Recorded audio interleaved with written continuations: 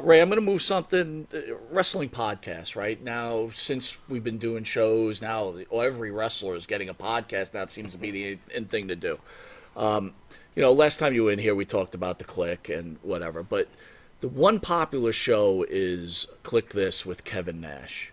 Um, when you listen to Kevin on this podcast, I listen to it. He seems like a highly intelligent man with a lot of opinions. What was Kevin Nash like when you were around him back in the day? Was he that same type of guy, really intelligent, or what was he like? Yeah, Nash is not stupid by any means. Kevin is a smart guy. He's a very learned individual. He was more serious because he was trying to get his character. When I first met him, he was really working on that Diesel character and getting everything in, and he was trying to move up the ladder. So, yeah, but I mean, he was always on point. He was a responsible talent. Different than some of the other guys, then, right? Oh yeah, oh yeah.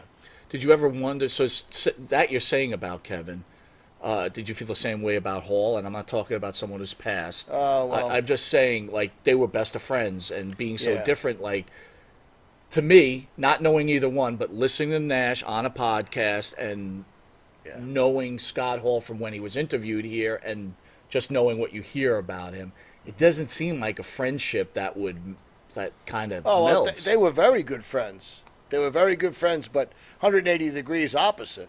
I mean, Scott Hall was not stupid by any means. No. He was a very intelligent guy.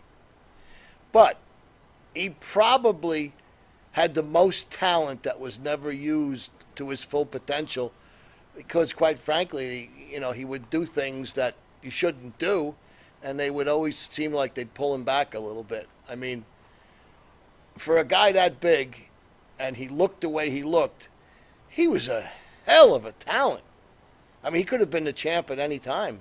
People would have believed it, too. I mean, he was a big, strong guy that could really wrestle. He could move.